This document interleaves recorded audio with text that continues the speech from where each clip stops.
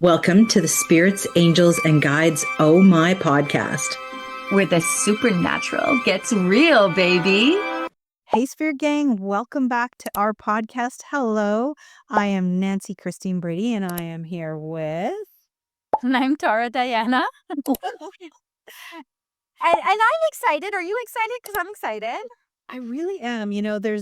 This is something I've dove into before, but I'm really excited to see what research you've come up with, because I feel it's a topic that all of our viewers, especially our developing mediums, are going to want to listen to. And I am that person who doesn't, I just don't do those deep dives like you do for anything. I like the quick, fast, give me the Coles Notes versions, right, of everything, because I got other things I'm doing. Do you know what I mean? I just do. And, I'm going to get into this. This is a great topic. You're right. For our budding mediums or even our intuitive peoples, it's interesting because it's actually based in America, going back in history, but based in America, whereas most of the mediumship stuff you hear about is based in the UK, in Europe, right? The old history, the talking about the physical mediumship, talking about, and if you don't know what physical mediumship is the ectoplasm, it's the table tilting, it's the things flying across the room, it's that kind of stuff. And that's the stuff that I'm not, I don't know, I'm not super into. I just am not, because I don't practice it. I don't have the wherewithal to sit for 2 hours and learn physical mediumship. That kind of dedication just ain't my forte, babies. But I'm a hell of a medium. You know what I mean? Like an evidential medium. Sure. You give me that mental mediumship. I'm all in. Let me go. Let's just do it. So this is going to be a great conversation. So what we're talking about today, guys, is the Fox sisters. So these are our three sisters, and we're going to say that they kind of most definitely changed spiritualism and mediumship and how the world viewed it, along with all the beautiful souls from the UK and whatnot. So let's get into a little bit of the story. Am I good to go? Nan says I'm good to go. I'm on mute. Sorry. Yeah, I was on mute, and I was like, I was just I was slightly distracted for the people who watch YouTube. It's not that I'm not paying attention to beautiful Tara. I was just trying to see who we might be pulling cards for at the end of this, because we're doing that, aren't we?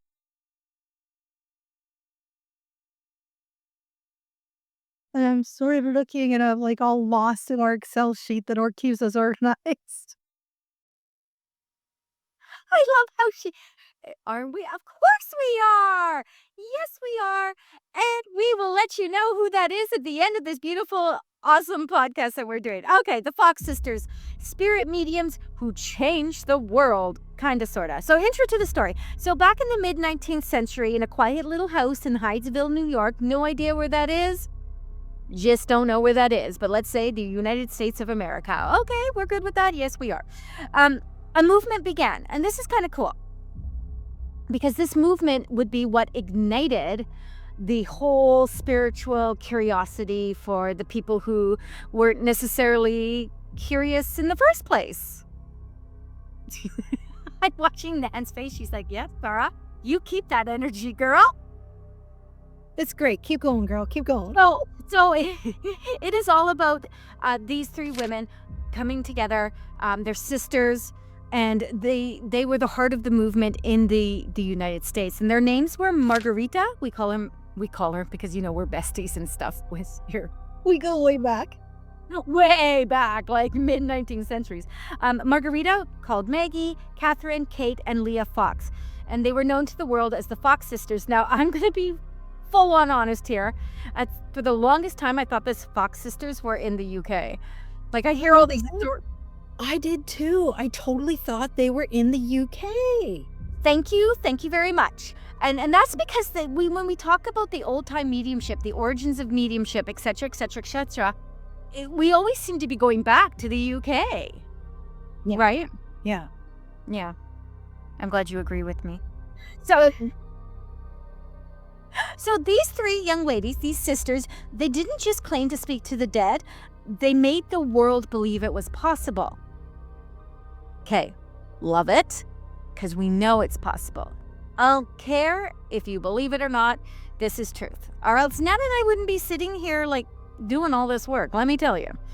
I could be sipping a drink in Costa Rica somewhere. Okay, so 1848. Okay, beginnings. In March 1848. Okay. March 1848. 14-year-old Kate, 11-year-old Maggie began experiencing strange rappings and unexplained knocking sounds in their family home. Apparently, rapping and knocking sounds are the same in my world, in my movements.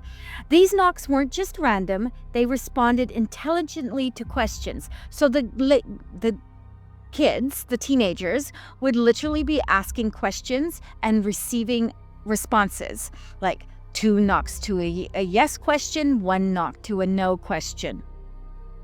So the sisters asked, if you are a spirit, like I said, knock once for yes and twice for no. I had it backwards. Just go with me. And the spirit would comply. Okay? That's pretty powerful. I don't know about you, Nan. I don't know how many times you've had spirit literally knocking at your freaking window. Hey, you there, girl? Not at my window, but I have had knocking in the house and stuff, and that freaks my husband out. You know the Spiritualist Church? So we belong to a Spiritualist church. It is a heritage building. It is an actual church. We have pews, we have a chapel, and it came from an actual funeral cemetery site. And it's over 100 years old. It's super cool.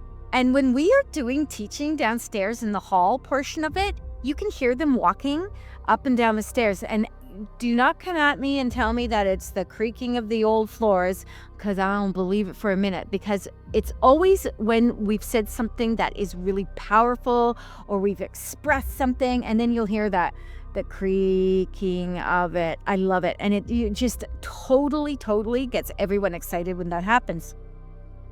The news spread fast, neighbors gathered, word got out, and soon people believed the girls had contacted the spirit of a murdered peddler buried beneath their home. Years later, a skeleton was found in a nearby cellar wall, adding to the legend. Okay, so yeah, woo!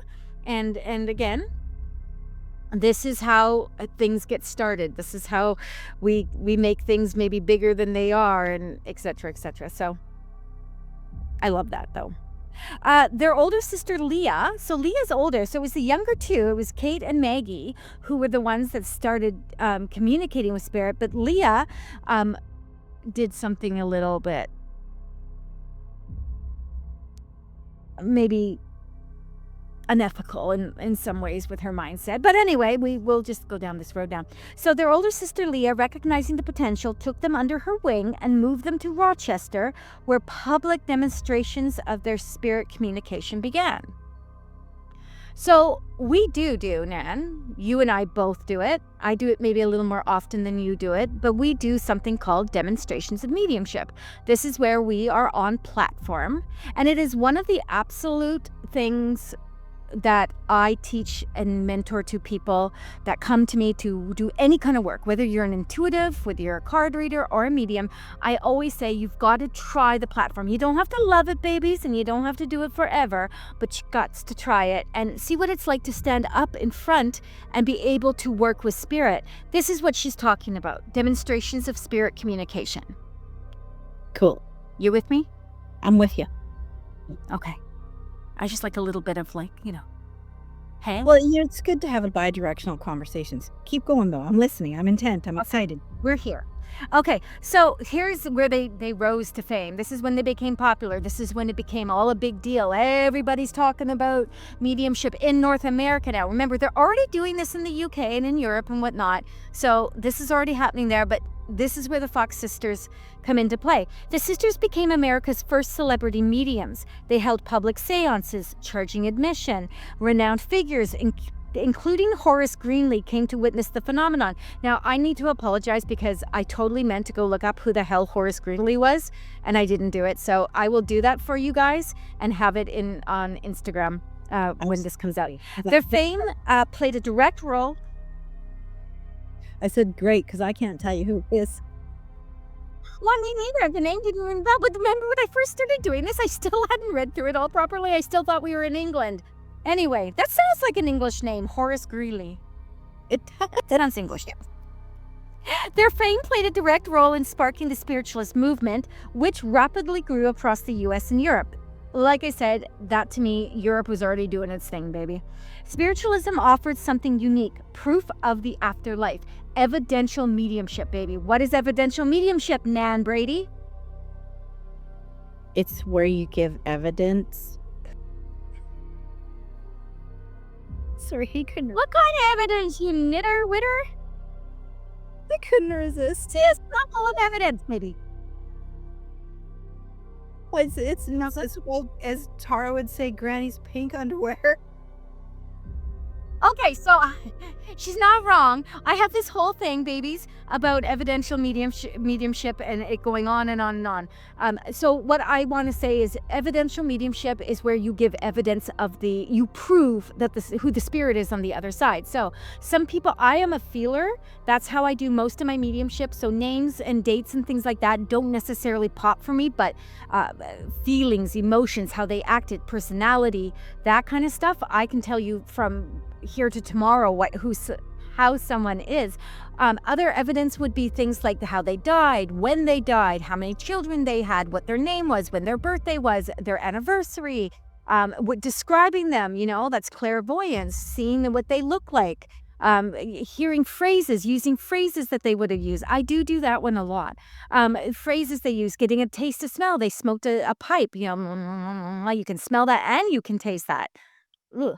Anyway, those are pieces of evidence that would allow the receiver, so my client in front of me, to be able to say, hey, that be my dad over there, or that's my mama or my grandmother or whatnot. That's an evidential medium. So when they're talking about this, proof of the afterlife, that's what they're talking about. Now, Yes, you've heard Nan and I talk. in the UK, they tend to do it a lot different, where they're giving you, it's not as evidential. They're bringing through. I guess they are bringing through, but they sit. No, it is evidential. They sit more in the evidential than they do about Yeah. the message. Whereas we sit more in the message than about, Granny's pink underwear. So And you were not wrong. So it's 80% evidence for usually UK mediums. I'm not speaking to everyone. I mean, in general, when I went to Stansted, that was a bit of the norm. So 80% evidence, 20% message, whereas, like you said, we work the opposite. I don't need to know how many different colors of pink panties Granny had and that she smoked a pack a day and that she played cards all day drinking bourbon. Like, give me 3 pieces of evidence. I'll know who it is you're talking about. Good evidence. Let's be honest. We want good evidence. 3 solid pieces so that you're not going, maybe. I think I know who it is. That's not good enough for me. I need you to say, I know who you're talking about. And then we can move on to the message. For whatever reason, probably because I'm an empowerment medium or a highly empathic medium, the message is just more important to me. I think Why does he need to talk to you? more important for North American people. I think it's just our culture here in North America where, when we're so deeply grieving, we just want to hear something that would have been their voice, that would have been, that beautiful message coming back in. Do you know what the other thing I think, though, Nan? What? The other thing I think is that over across the seas, that's the seas for those watching, they don't want to have to back up something that doesn't have that proof. They don't want to say anything that you can absolutely prove. They don't want to be called a fraud or a fake. There is, in my books, a fear factor attached to that. So I don't want to be called a fraud. I don't want to be I stand in my power. I stand in the messages I give. And if they resonate with you, that's the perfect thing. They resonate with you. As long as you're giving good, solid messages and you've got those 3 pieces of evidence, I'm not afraid to give a freaking message. Oh, I almost really went nutty there. Okay. You almost did. Let's go back to the story. Okay. Okay. So in a time of high mortality, which is true, it was wartime, right? And religious doubt, this was deeply comforting for people. Just like Nan, my favorite Nan, said, right? We want to hear something positive. We want to know that they are around us, that they're watching us, that they're with us, that, we need to feel that. And that is exactly what the Fox sisters were kind of banking on. It was just the right time for this. By the 1850s, seances, spirit writing. Okay, I love me some spirit writing. Me We too. call it automatic writing, but I love me some spirit writing. I could spirit write and channel all day long. Table tipping, we have a good friend, Ricky Avitan. Oh, fantastic trance medium. She loves her England, and she is a table tipper. For me personally, chasing the table around with my hands, it was like back-breaking work. I am not kidding you. It was very physical. Like, it took a lot to get the table going for the group I was in on the one that you and I attended for fun. And but like, Ricky could have that table For fun. spinning on one leg. Like, it was phenomenal. We should tell her she should make that an exercise class. Yeah. Come Yeah. come and do table tipping and lose 2 pounds. Okay. Trans communication became common parlance, and it traced back to the Fox sisters. So table tilting, trance mediumship. If you ever need to see someone who does trance, authentic trance, and there's lots of them, but I keep my world small. Ricky is phenomenal. She's really quite good at it. Also, we have a new trance medium who's just coming into her own in the collective, and you guys are going to go check her out at some point. So we're super excited about that. But let's talk about how with anything that rises, there always must be a... Oh, we're gonna hear Downfall. about the fall. Oh. We're about to hear about the fall, and the fall was flipping hard. So, speaking to dead people, not pretty scientific.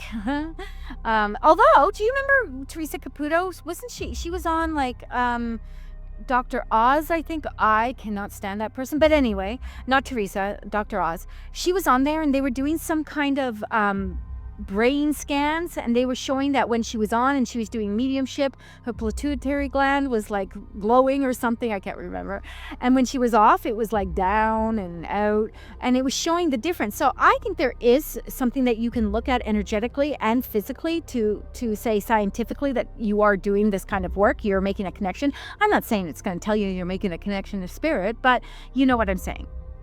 Yeah, the message will tell you you're making the connection. But like, we have a good friend, Darren, who does chakra photos, and all that's energetic as well. But I do find it cool when science comes in and proves that connection. It's pretty cool. Now, also remember that science was still kind of building at this point, right? The scientific community was still building. So over time, critics, including the newly emerging scientific community and religious leaders, that took just such a long time to get the religious leaders involved, began debunking their work. In 1888, Maggie, struggling with alcoholism and financial hardship, gave a public confession. She and Kate had faked the rapping sounds by cracking their toe joints and knees under the table. Hard stop, please. Just a hard stop here. Oh. When I read that, I literally slumped back in my chair and howled. Not, I feel for Maggie. You guys, this isn't always easy work, and there is a lot for them. It was probably much harder. For us, it's way more like accepted. So it's such a different generational gap between us and growth. But when they said, and I felt for her, I really did, when they said she, had succumbed to this, it's like the highs and lows. It's like celebrities when, you're just at the top of your game and you're slaying. And then all of a sudden you make one bad movie and everyone's like, holy shit, he's been drinking too much again and blah, blah, blah. So I felt for that. But when they said that they faked it by cracking their toes and their knees, I was like, mother fluffer, that is impossible. That is absolutely impossible. And I could not, for love or money, flex my knees and toes to make any kind of sound that would be like loud enough for anyone to be like, did you hear that? Did you hear that? Oh, I'm going to make the dogs work. Like, what kind of nonsense is that? Yeah, and I mean, anyone who's even just cracked their fingers, it doesn't make that big of a rapping noise. It's like a snap or a crackle or a pop, right? So I was like, "Oh, okay. So there is something else going on with her poor sanity there because that doesn't even make sense." And I don't know where Kate was in all of this, but then Maggie later retracted their confession. This confession, not their confession, because I don't know where Kate is, saying she was pressured and desperate for money. That I believe. Yeah. That I believe right there. Babies, I don't believe they were faking this. I don't. I do believe they were doing it for money and exchange. Absolutely. But I don't believe they were faking it. And Lord love a duck if we had to rely on someone cracking their damn toes and their knees. Who even cracks their knees? That makes a noise. But anyway, if we had to rely on that, we're going to talk about this for days, Nan. You know that. That's impossible. I'm going to Google cracking your knee and try to find a soundbite. That doesn't make sense. But the fact that she was suffering, she was in financial hardship, she was in a alcoholic haze, and probably felt pressured. Someone may have even paid her to have an interview or to make this claim, and that makes sense to me. Yeah. Yeah. The damage, however, was done. And of course, that's exactly how it works. There's no going back. The movement suffered, yet many loyal followers refused to abandon belief in the truth of the communications they received through the sisters. Because when you know, you know.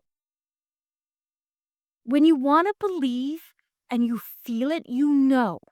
There's always going to be skeptics. There's always going to be people that like, oh no, that's too. The biggest one is when they say, oh, that's too general.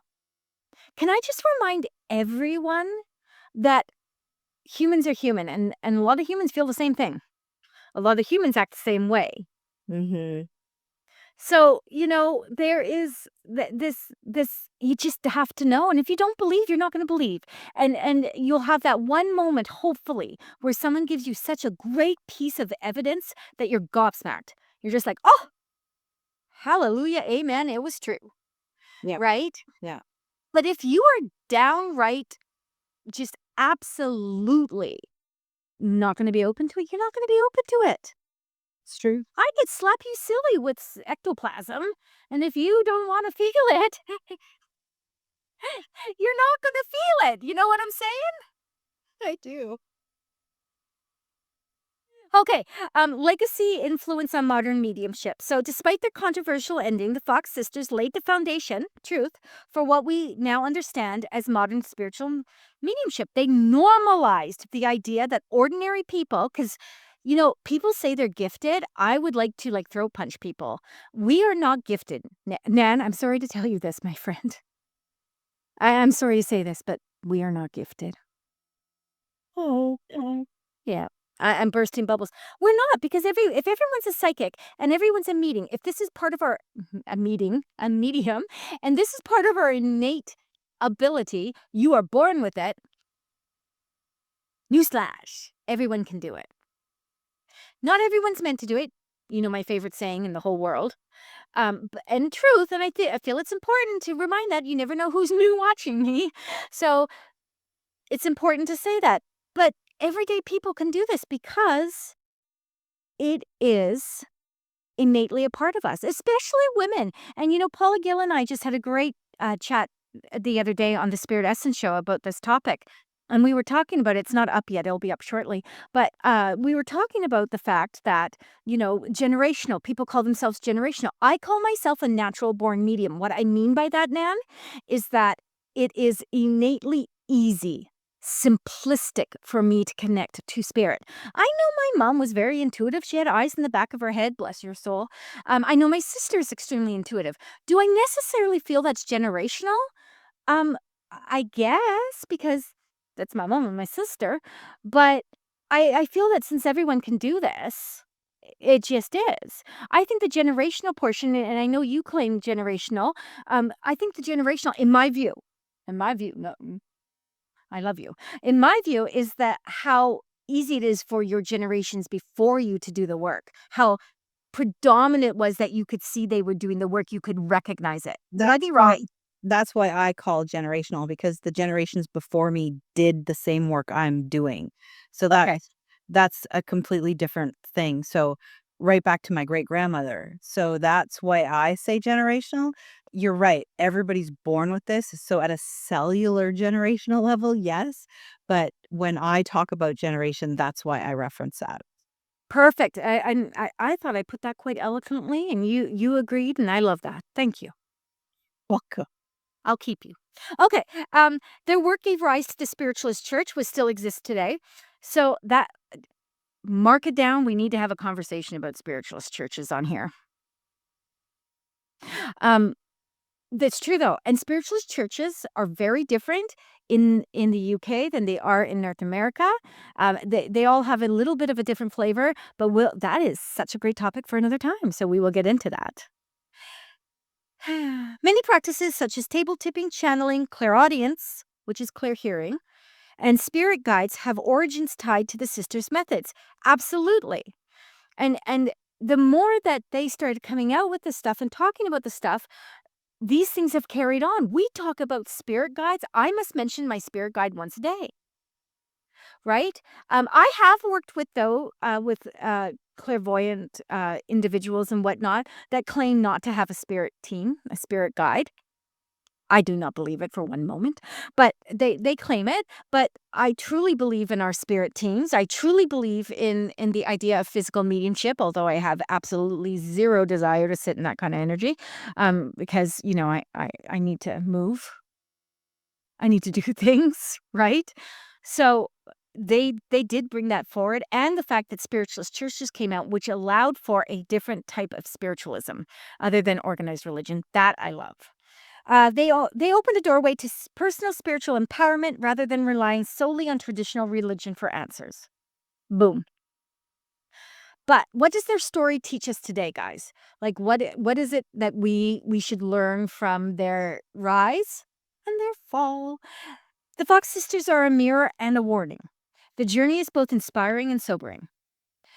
Authenticity is everything. Number one. Yeah. Authenticity is everything. If your gift is real, trust it and nurture it. And that is what Nan and I do. There are so many soulful, authentic, honest mediums that will help you rise to your level, whatever level that is. It's not about the money. It's not about fame. It is about helping individuals grow and prosper their vibration and higher self.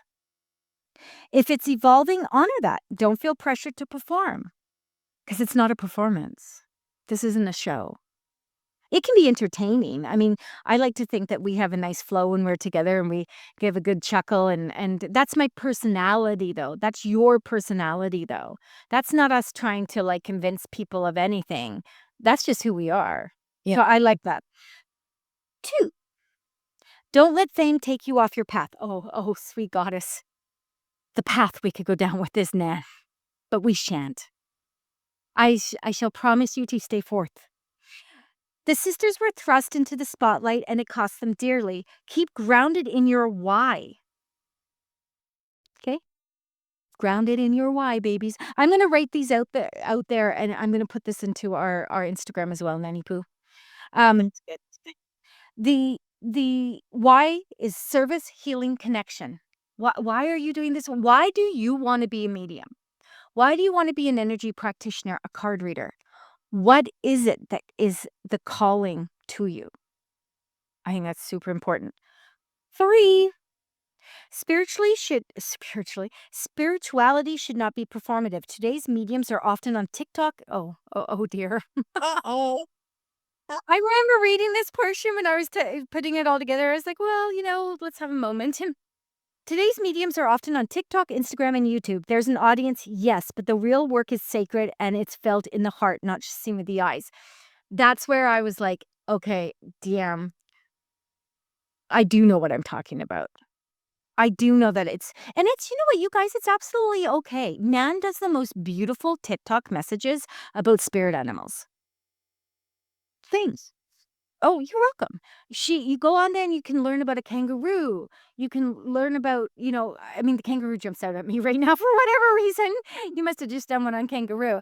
But, you can go in there and learn about that stuff. It's not performative. She's giving you a post of value.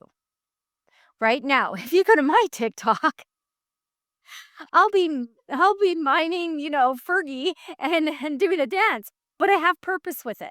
There's a purpose with it. I'm a little more lighthearted doing my cha-cha dance or whatever, and Nan is a little more proper in her her giving of the message. The point of it is, though, is that why is the person doing it? Why are they on TikTok? What are they trying to bring to the table, right? Is this just performative? You'll know. You'll know. There's another beautiful lady, and God help me, I can never remember names anymore, Nan.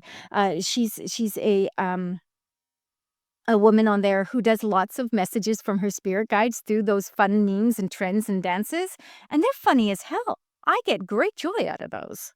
Right? So it doesn't always have to be like these hardcore sitting down, pulling a card and giving readings.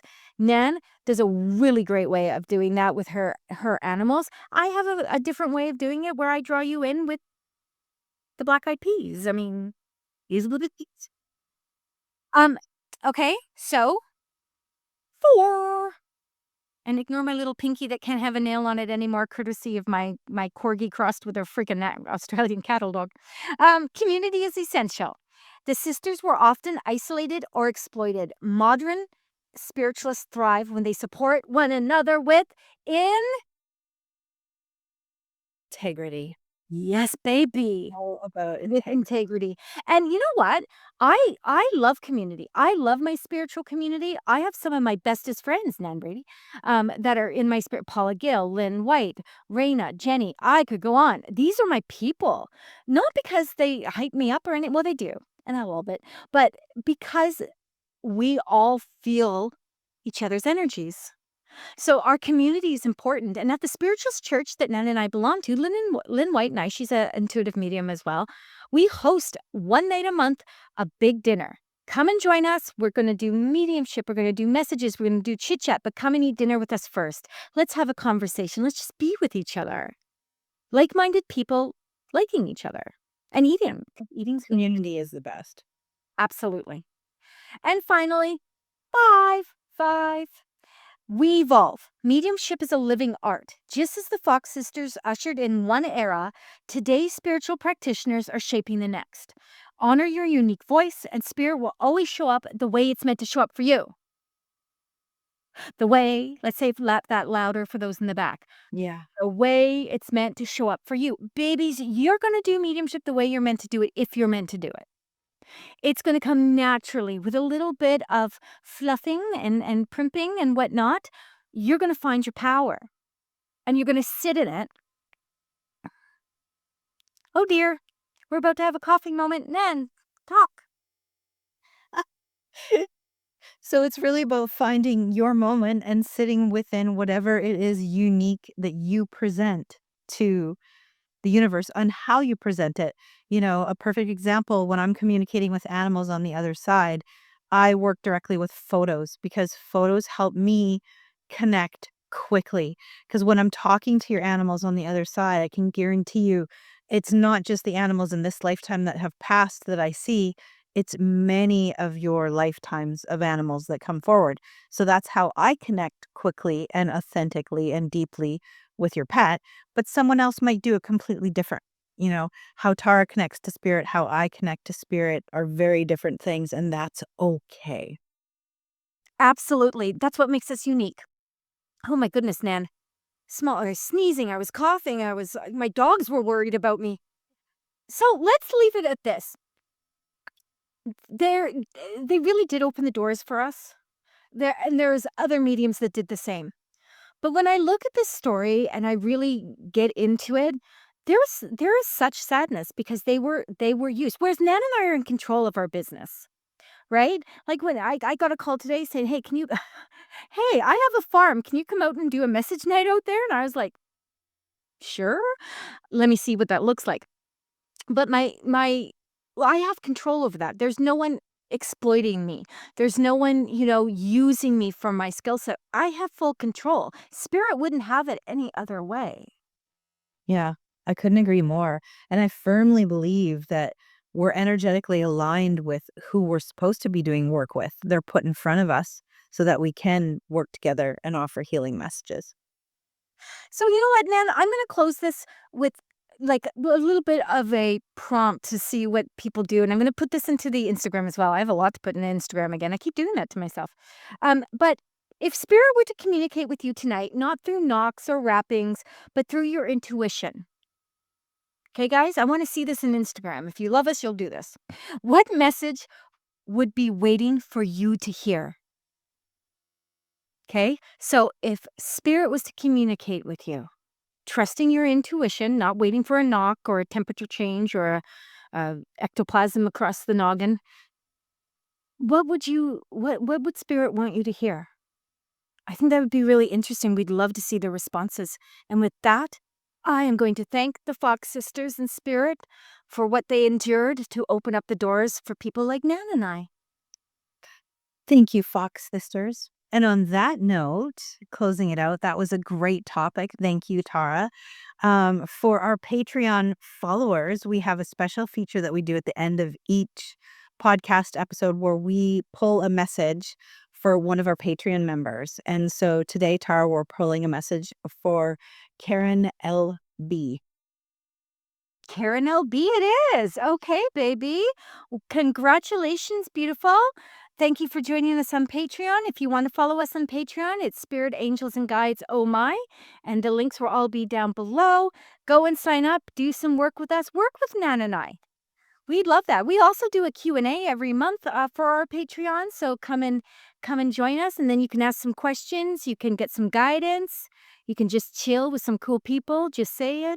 Okay, I'm going to pull a card for oh, you know what? I'm not going to pull a card for Karen. Immediately, I got a message. Karen, I'm going to come through for you, please, and I'm going to tell you that I have a man here in spirit, please. When he's coming through, this does not feel like father. I don't feel a DNA connection. I feel more like a friend. And when he's coming through, please, this is someone that would have passed not terribly long ago, I'd say within the last year. And I feel like he's reaching out to you and he's giving a little bit of a pat on the back to you, saying that, life has not been easy. Life has not been easy. And he recognizes this because his life wasn't super easy either, please.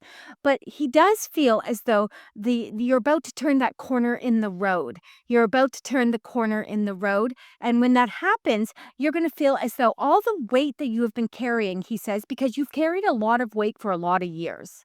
Right? Other people's stuff, because you feel like you have to be that fixer. Even with him, he says, as a good friend, as such a good friend that you were, or that even you are, you carried this weight. And he's saying, it's okay to just carry your own weight for a while. It's okay to just care about you. And he says he will support you in that endeavor. And when he comes through, please, I don't feel he was a very big man, please. I feel he was, I'm going to say about 5'7" to 9. I'm terrible with that. Unless you're like 6'10", I don't know. But 5'7" to 9 is what I get. Very average build, please.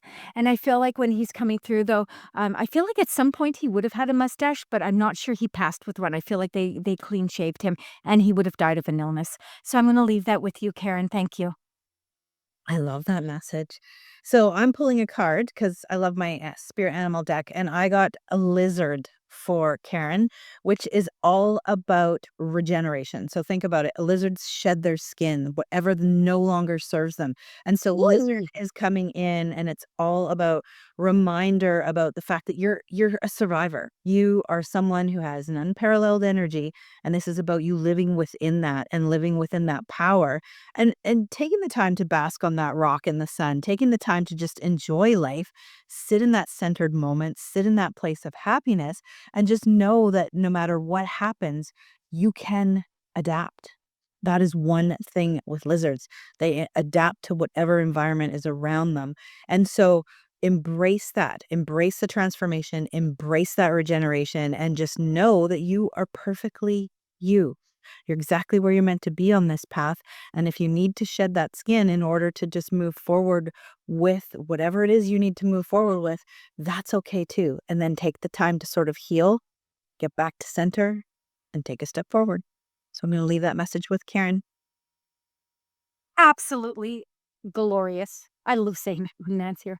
Absolutely glorious. Friends, remember to follow us on our Instagram. Make sure you're getting in there, following us, but also put your birth date down there. So not your birth date, your birth month. Yes. We don't need to know your birth date. your birth month, and we will possibly pull your name and give you a reading. The first of the month podcast. I felt like that was a lot to say. The first of the month podcast will give you your own personalized spirit scope from us. Otherwise, make sure you're following us on all our social medias, as well as giving us a beautiful 5-star review, please, on our Spotify, Apple, Podbean, all the places that you can find us streaming, and our YouTubes. We love you all. And with that, We bid you adieu. Thanks, everyone. Bye. bye. Thanks for joining us on this journey into the wonderfully weird and metaphysical. If you loved what you heard, don't forget to follow us for more insights and behind the scenes fun.